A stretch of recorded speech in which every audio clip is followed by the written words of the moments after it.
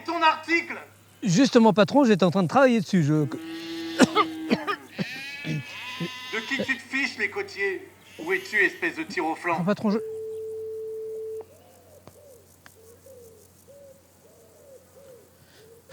Ouch, sacrée chute. Ça te brancherait de changer de boulot? Souffleur de verre, par exemple? Mais j'adore le théâtre. Non, pas souffleur de verre, mais souffleur de verre, gros bêta. Très bien, Stico. Montre-moi ma loge.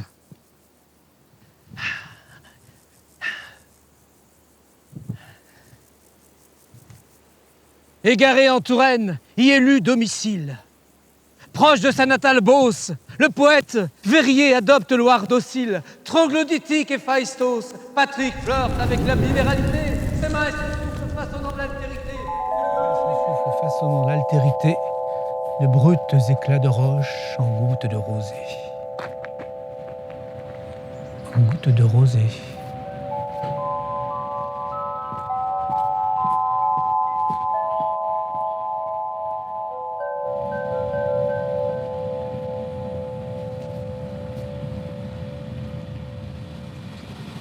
Bonjour. Bonjour. Bienvenue dans le cadre des opérations. Ah bah, quelle surprise. Bienvenue.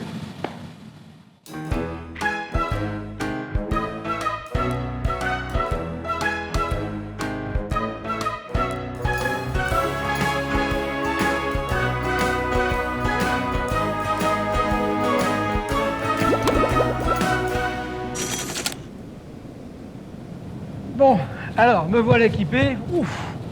Ah, dis donc, Pierre, il fait chaud ici. J'ai hâte de découvrir ça. Comment ça se passe alors On aura un travail de couleurs. J'ai toute une palette de couleurs différentes. Elles sont obtenues par un mélange de verre et d'oxyde métallique qu'on va venir ajouter à certains moments pour créer les décors et qu'on va pouvoir travailler pour donner les effets. Vous laissez? On y va. Eh ben, c'est parti. Alors ça, c'est une canne. C'est la canne. Pour que la canne fonctionne, il faut qu'elle soit chaude.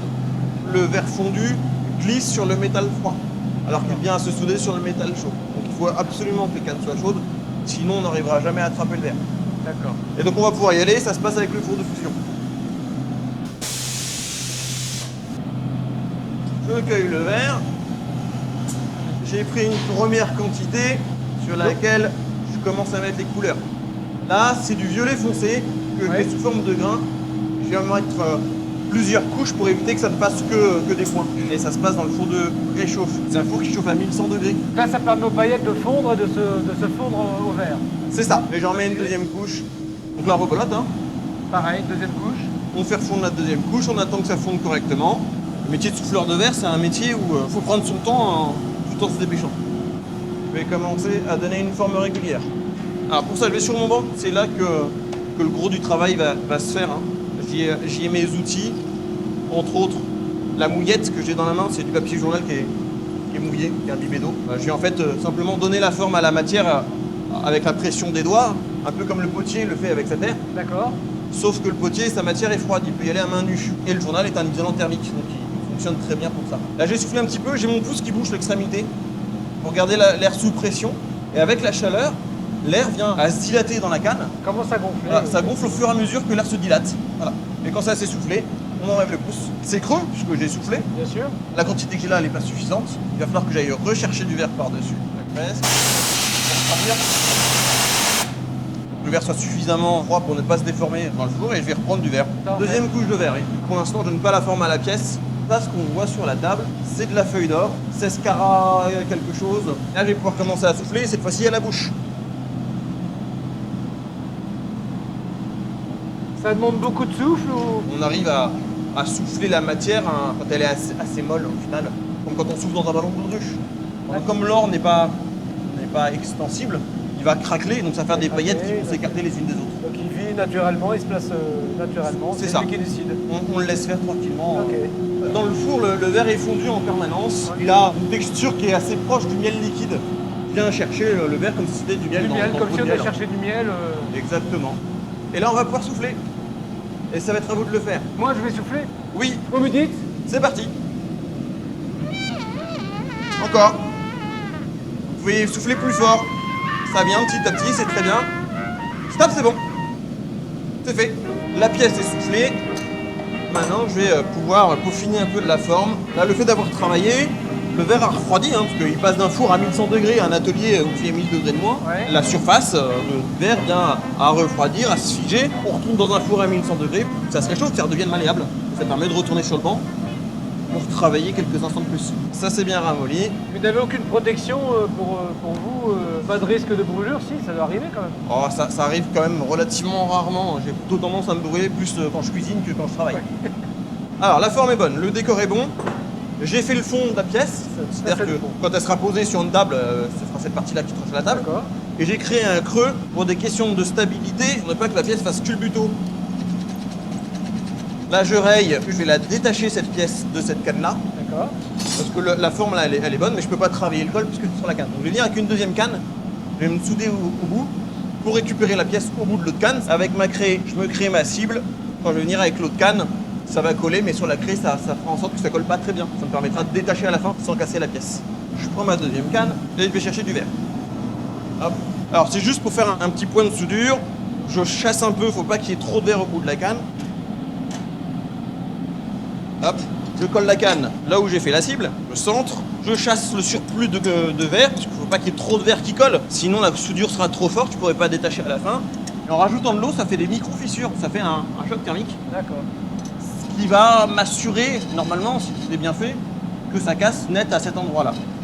La pièce va se détacher. Ah, Et voilà. Est-ce que vous commencez à deviner ce que c'est? quelque chose qui se mange. Oui, on va lui rajouter le dernier petit détail. Il a que de la pomme. Hop, on la colle. Et on vient tirer un peu, pas trop vite pour que ce soit régulier. Hop. On réchauffe. Au bout de la tige, il y a la trace des ciseaux qui est pas très propre. On réchauffe un petit peu tout pour enlever les traces de ciseaux. Et là, ça refroidit en combien de temps? C'est rapide, j'imagine? Pour l'instant, elle est aux alentours des 500 degrés et elle va refroidir jusqu'à demain matin. Ah oui. Ce qui se passe, c'est que si je la laisse refroidir seule là tout de suite, dans moins d'une heure, elle casse. Je vais la rentrer dans ce four-là, qui lui chauffe à 550 degrés. Pour qu'elle refroidisse tout doucement. Voilà, alors dans un premier temps, le but, c'est d'égaliser les températures dans la pièce, parce qu'elle est beaucoup plus chaude à cœur qu'en surface. Et ça crée des chocs thermiques. Et quand on obtient une température ambiante, on sort les pièces. Alors Pierre, là nous sommes dans le magasin qui présente toutes ces magnifiques pièces. Ce sont tous des pièces uniques. Oui, je fais tout. Il reste quelques pièces de Patrick, mais j'ai fait la grosse majorité des pièces. Donc qui était Patrick? Patrick, c'est le verrier qui donc m'a appris le métier. Il est à la base de la verrerie d'Ardambois. Il a créé le... C'est lui qui l'a créé. Moi, je suis venu apprendre à travailler le verre avec lui dès mes 15 ans, pendant que j'étais en seconde, pour apprendre dans un premier temps le travail du verre à chaud. Les études suivantes, après mon diplôme de CAP, je suis venu le retrouver, D'accord. travailler avec lui et apprendre tout ce qu'il y a à apprendre à ses côtés. Donc là, il y a des pièces, par exemple, cette pomme comme on a soufflé tout à l'heure. Là. Si la pièce, une fois finie, alors on n'a pas les mêmes couleurs que ce que j'ai fait devant Oui. vous. J'ai vu quelque part que vous avez fait une pièce prodigieuse pour un personnage prodigieux. Oui, on a été contacté il y a quelques mois par un des services de l'Élysée Ouais. pour un cadeau pour la venue du président chinois Xi Jinping. D'accord. Ils nous ont commandé une pièce à l'effigie d'un dragon chinois qu'on a pu réaliser, qui a été offert il y a quelques semaines. Il n'y a pas de dessin, il n'y a pas de designer. Moi, je viens à imaginer les pièces des fois presque sur le moment avant de commencer la pièce. Quand ce ne sont pas des pièces commandées directement par des clients, parce qu'on peut réaliser de la Sur pièce commande. unique sur commande. Et là, vous, c'est Patrick qui vous a appris le métier sur le tas, après la formation. J'ai appris en fait quasiment tout ce que je sais avec lui. Donc vous prenez la main sur le poète... Le poète de la transparence. Le poète de la transparence. Très joli. C'est ce qu'on appelle les naissances du monde, ou les envols. Alors les envols, c'est quand il y a deux paires d'ailes, et les naissances du monde, c'est quand il n'y a qu'une seule paire avec la planète en train d'éclat.